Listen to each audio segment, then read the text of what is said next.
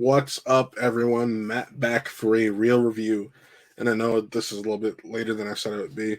Reason being, I actually still found myself needing to marinate a bit more on this. And after two viewings and some reflection and just talking it out loud with myself, I'm ready to talk about none other than Avatar: The Way of Water.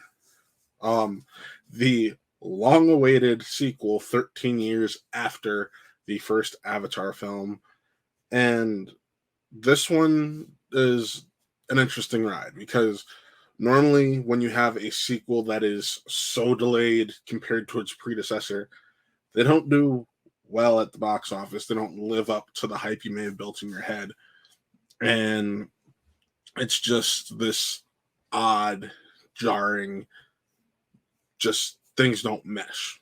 However, that's not really the case here because in this story, things have kind of had the same distance between the initial events. So it kind of works in the film's favor. Of course, we're still following our former Marine turned Navi and Jake Sully and his wife Neytiri, played by Zoe Saldana. And now instead of just following Jake and Neytiri, we are following their family, which includes Natayam, Loak, Kiri, Took, and a human boy named Spider. That's right, four and a half, five kids, depending on how you want to look at things. And something that James Cameron in the trailers in the press for this film has led up to this is the theme that family is your fortress. And you feel that throughout the entirety of this film. You see how family is so important to Jake and Neytiri and how it forms the decisions that they make in regards to what is best for not only their immediate family, but their clan. And I had a lot of fun watching this movie. It's visually, it is stunning. It is one of the few perfect uses of 3D. Considering as a person, a lot of this is just fake. This is a giant animated film with real humans scattered in there, so on and so forth. You honestly forget it. Like, I know I love Star Wars. I'll bash them here. The prequel CGI hasn't held up. Rewatching 2009 or excuse me, 2009's Avatar, some stuff holds up better than this, but overall it still holds up. James Cameron just decided to raise the bar with this film, and it is just such a smorgasbord of visuals, just the textures, the looks. You can tell why this film took 13 years to come out, and it's not without its issues, but right now I want to focus on the positive. The performances we get from the entire cast, from Sam Worthington to Zoe Saldana, the newcomers, to Sigourney Weaver having to play a teenage girl in Kiri, the adoptive daughter of Jake and Neytiri.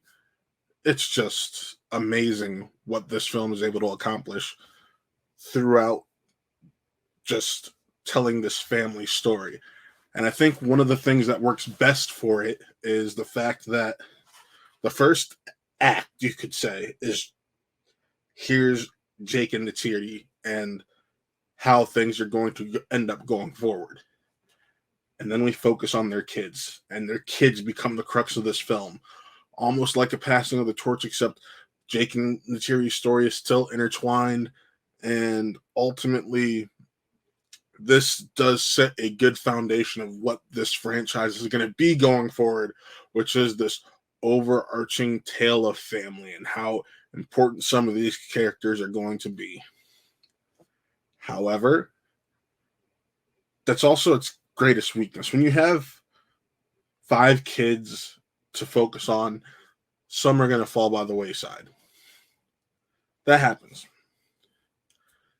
It also, because of that, some moments of the film don't have the emotional impact that they should because you're focusing on some more than others.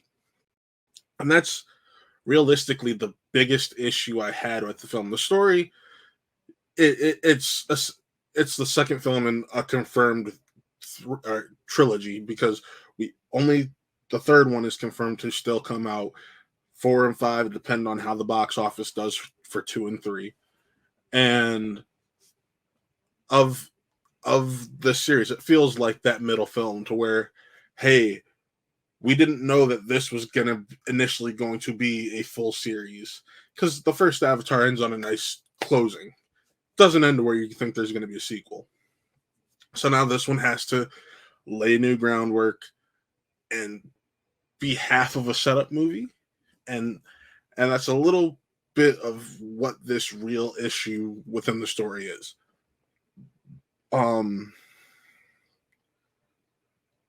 There are plenty of emotional moments. I think the biggest one, roles should have been reversed, and whenever you see the film, you'll know what I'm talking about. But that is just because everything became so telegraphed that it was predictable to a certain point. There's still some twists and turns in there. Overall, an enjoyable story. Not a perfect 5. I'm going to say that right now. But because these elements of the story are the biggest knock against it, I'm going to go a 4 out of 5. But this is one of those few films I can say seeing it in 3D is just a must. Granted, if you go look at your local showtimes, most screenings are in 3D. It's just something James Cameron and Disney decided to do. What can you do about it besides live with it? It's the way this movie is meant to be seen. I know some people get headaches and whatnot, and if that's the case, make sure you get one of the few non-3D showtimes you can. I know there are some people who have issues seeing 3D. A friend of mine from school has that issue. Just, if you are interested in seeing this film but have some limitations, try to find one of those few and far between non-3D showtimes. It is worth it. But overall, I think this film is best seen in 3D. I'm not going to sugarcoat it. It had some of the best visuals, and I think the 3D helped accentuate that, and it helped further bring to life this world of Pandora. So, with that, I want to know what you guys thought. If you've seen the movie already, go ahead, comment, let me know what you thought. If you haven't seen the movie, just wait till you see the movie, then come back and comment, like this video, all that fun stuff. We got a lot of things going on over here at Watt Real Entertainment, kind of a bit of a transition because I'm just graduating college now. So schedules are changing and life's going to be changing. And you're going to have to just bear with me while we figure out how we go going forward. But until then, thank you for watching this real review. Signing off, I'm Matt, and we'll see you next time.